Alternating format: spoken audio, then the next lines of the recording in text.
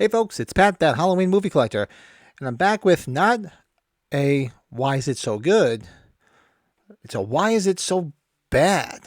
And this time we're doing Halloween 5, The Revenge of Michael Myers, released in 1989. Now, for those who haven't watched my why is it so good episodes, I go through different plot points or different areas of the film and say either why it's good or bad or how it made the film better or worse.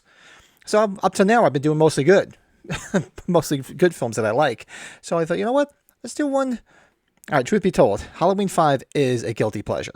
It's very nostalgic for me. 1989, just got my license. Remember going to the first Halloween movie I drove to the theater in my car. So I do like it. It's just a little, it's got its issues. But let's go over some of the points and we'll see where we land on what I consider a guilty pleasure. But most people say, why is Halloween 5 so bad? Let's go to it. Simplicity. All right, well, it's a simple story. It's supposed to pick up from the events of Halloween 4. Now, what happened in Halloween 4? Well, at the end of it, Jamie Lloyd tries to kill her stepmom. And so you're led to believe that, okay, is she going to be his sidekick? Is she going to be the new killer? Where are we going? Is Michael gone? Is he lost forever in this mine shaft? Well, they had to bring him back somehow because that made a lot of money. So came up with the whole idea of him, a simple story of him coming back to get his revenge, right? Sounds easy enough, but the simplicity is not there. Why? Because they muddied the waters with Danielle Harris, Jamie Lloyd being a mute. They muddied the waters with the Man in Black. I remember sitting in the theater with a friend of mine watching them, looking at you like, the hell was that? What the hell is this? And what is this tattoo he's got on his arm? So simplicity, out the door. There's no simplicity to this because they were making it up as they went along, essentially. There was, because they just didn't pick up after anything that Alan B. McElroy and Dwight Little really kind of built in part 4, because you had Dominic Othenen Gerard, who was trying to make like an arts, I guess, a horror noir film, and just really took it in a different direction. And it's simplicity, out the door. There's nothing simple about this film. Shock value. Does have a lot of shock value. Why? Well, the beginning, Michael comes back to life after basically, I don't know, being in a coma for a year with a hermit. Was he feeding him? Was he wiping his ass? What the hell was he doing for a whole entire year with that damn hermit? So there's a shock right there, a head scratcher. The other shock is the appearance of the Man in Black. Not so much as a shock is a big head scratcher too. Like, who the hell is this? Does Michael have a twin brother or something? Is he into like dominatrix because it's leather glove and these shit kicker boots with spurs? What the fuck is that all about? But yeah, shock value, there's plenty of it in this. And shock value, shit, right within the first 10 minutes, who did they kill off? Rachel Carruthers, a beloved character that everybody loved from part 4. So shock value, yeah, this movie's got plenty of it. Feel. Okay, I will say this, it feels like Halloween. The atmosphere created around it does feel like, still feels like autumn. So that, to me, that's sort of carried over from the first film, from part 4 to part 5. They kind of did really give you the Halloween vibes in Salt Lake City. So yeah, I will say it does feel like Halloween in this film. Characters. Okay, characters, you want to have good characters. Characters you remember. Characters you root for, or some you despise, but you remember them. I will say this about the characters in this film. They are very memorable, whether you like them or not. I mean, of course, you lose your beloved Rachel Carruthers within the first 10 minutes. You do like Jamie Lloyd. She was a breakout hit from part 4, and everybody had affinity for Danielle Harris. They enjoyed her performance. But you also had other characters that, well, okay, you had Tina, who got on a lot of people's nerves. She was kind of over the top, and she could be a little bit annoying, but you remember her. You have Sam and Spitz. Spitz was annoying as hell with that stupid laugh, but you remember him. Sammy, you remember her as well. So, and Mikey, great kill, where he's pretending to be Myers. Well, he's not pretending to be Myers. He's got the mask that Myers wears later, the brute mask. So there's a great scene in the car. So all these characters are very memorable. You hang on to him, and not to mention, um, Sheriff Meeker. We all like Sheriff Meeker. He was great in part four. Obviously, Kelly Meeker got killed, so she didn't carry over. But you like Sheriff Meeker. I always liked him, and I liked the way he played with along with Donald Pleasance, and they go back and forth with each other because of the tension between the two of them. But yeah, characters, this has them. Because if you're a Halloween fan, you remember them all. Dialogue. Film's gotta have great dialogue. Now this dialogue is, it's middle of the road, because you know Donald Pleasance, well, I think was pretty much drunk through this whole thing. If you if you read the backstory on it, so his dialogue was he was angry. You could tell he was kind of drunk.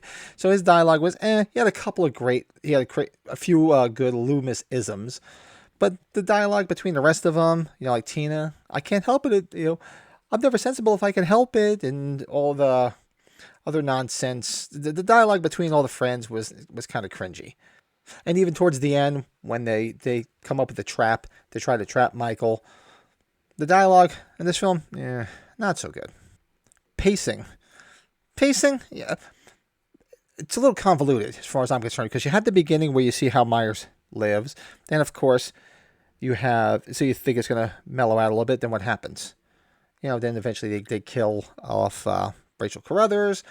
And then the pacing kind of gets a little slow. You have a couple of issues with Daniel Harris, interactions between her and Donald Pleasance, because he's trying to say, where she is, but she's being a mute, because apparently Michael now has these superpowers over her, which is another thing that's kind of falls short in this film, that she's a mute.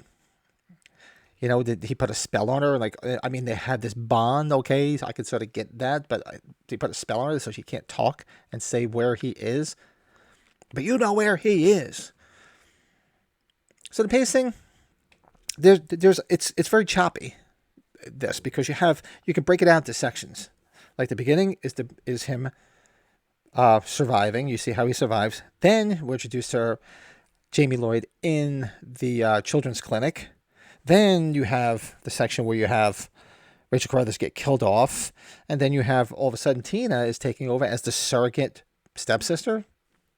It's just a friend, but she's taken over. And how well did she know Jamie? Because you weren't even introduced to her in part 4 to make it seem like they had a little bit more of a relationship. It's only been 1 year, and you never heard anything about this girl Tina. And then, of course, you have the Tower Farm party. And then after that, you have them trying to trap him in the Myers house. So there's all different sections. So it's very choppy. For me, the pacing is very, all over the place. Atmosphere. It does give you the atmosphere of a Halloween film. It does. The way it's shot, visually, the way it looks, it's like I said, it does feel like autumn. It feels like Halloween time. So that part is all believable. The atmosphere that they go into a Halloween party, and you can see all that. So it does make you feel like you're in Haddonfield, and it does make you feel like it's Halloween. So the atmosphere and the lighting it's all there. And next up, lighting. Right there. The lighting in this is not so... Albeit, though, for those that have this on VHS, it could be very dark. It's not very well lit. Newer versions on 4K, on DVD, much better. You can see a lot more. You can see, basically, when Don Shanks sits up in the hermit shack, you can see his face, whereas you had it on VHS, it was always very, very dark. A lot of things in the background you could not see. So the lighting... Obviously, the lighting was okay when they filmed it, but I guess it didn't just transfer that well over to film, because once they did the 4K versions, you can see everything now. So it is better lit now. And tension. There really was no tension in this film. There was no parts where I was like, "Ooh, what's going to happen?" Or any of the didn't make you tense or make you. There's no jump scares. And you want all that. It's been in a lot of the films before that. There's always been tension. But I don't recall... Watching this film a million times since 1989, there's really no tension. Even when, they're sitting at the so-called Myers house, which looks ridiculous in this film. It's like this gothic mansion. There's no tension of him coming, because he's going to outsmart them. So you really don't... You kind of almost expected what happened.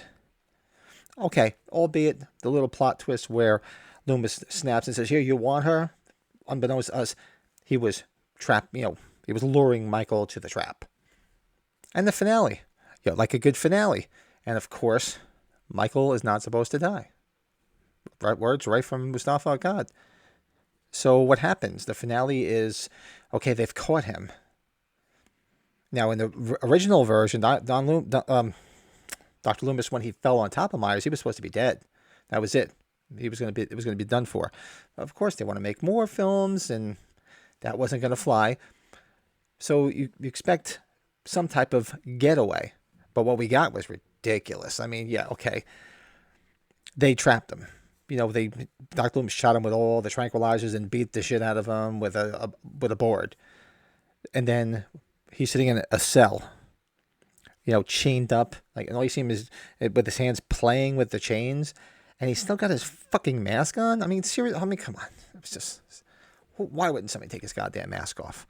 Not that we should see his face, but he could be in dark. He could be in shadow, so we see it from the side, sort of like they did in 2018 when we first get our glimpse of Michael after 40 years. Get him from the side, especially because this film was dark, like I said originally.